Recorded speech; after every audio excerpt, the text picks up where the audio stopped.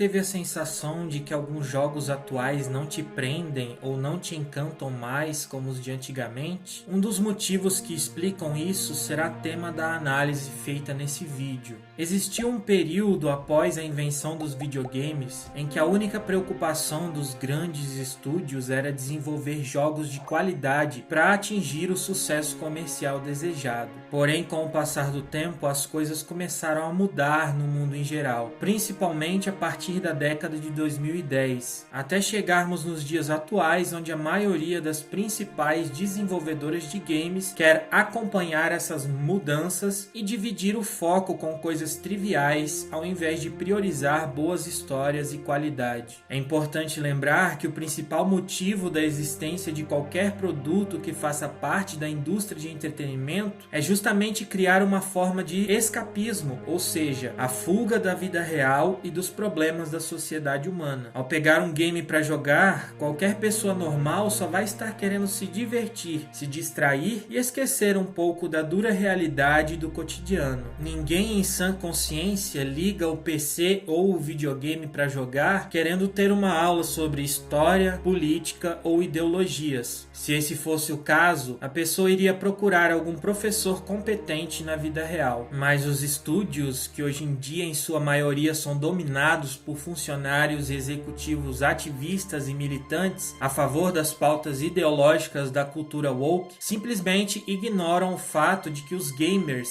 querem apenas se divertir. A propósito, caso você não saiba o que é cultura woke, aqui está uma rápida e resumida definição. O termo cultura woke é uma expressão de origem americana utilizada para se referir à aplicação de narrativas progressistas em diversos tipos de conteúdo, seja em filmes, séries, outros meios de entretenimento e até mesmo em discursos políticos e sociais. O dicionário de Cambridge afirma que a palavra se refere à luta contra a desigualdade, pauta conhecida por ser defendida pelo socialismo e a esquerda americana. Em tradução literal, a palavra woke significa acordado. Ativistas políticos passaram a utilizar o verbo para designar aqueles que estão acordados, atentos a questões de justiça social. A expressão brasileira lacração é uma das palavras equivalentes à palavra inglesa woke.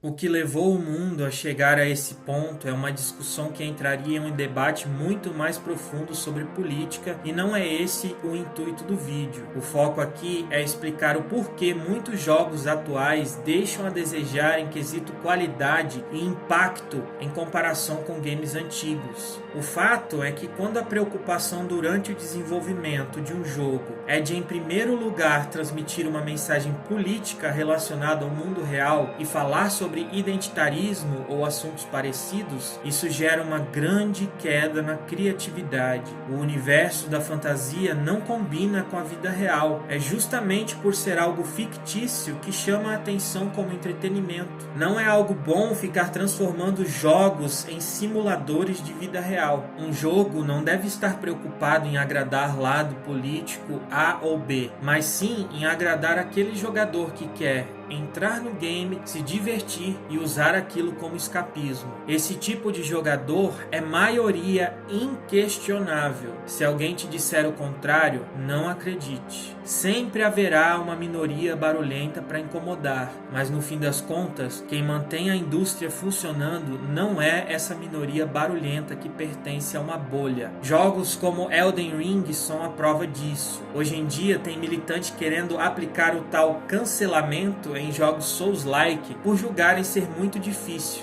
Mesmo assim, a From Software continua focando somente em qualidade e obtendo um sucesso estrondoso. Em contrapartida, um jogo como Assassin's Creed Syndicate, que claramente força uma protagonista feminina que se destaca mais do que o irmão dela, e durante o decorrer da história o jogo retrata o filósofo barbudo alemão lá como um personagem bonzinho, como se ele fosse um anjo e a ideologia dele não fosse responsável por milhões de mortes ao redor do mundo. E o jogo ainda tenta vilanizar a Revolução Industrial, que foi muito importante para a sociedade evoluir, mas o jogo em si é um fiasco no quesito enredo, impacto, missões, gameplay, qualidade geral. Os NPCs nas cutscenes, por exemplo, são horríveis, a sincronização labial com a dublagem é patética, mesmo considerando que é um jogo de 2015. 2015 tiveram outros muito superiores na época. Então isso só demonstra o quanto os desenvolvedores só estavam preocupados com transmitir uma mensagem política de justiça social, ao invés de realmente focar no que importa, que é a qualidade do jogo, a qualidade do produto. Starfield é outro exemplo mais recente de fiasco. Um jogo cheio de problemas, bugs, NPCs ridículos, falta de opções de acessibilidade para pessoas com deficiência, mas uma coisa que não faltou no jogo foram os pronomes neutros. A maior hipocrisia que essas pessoas que trabalham nos estúdios e fazem essas porcarias são as mesmas que geralmente criticam o suposto capitalismo malvadão, mas dependem dele para sobreviver. Afinal, se o jogo não vender,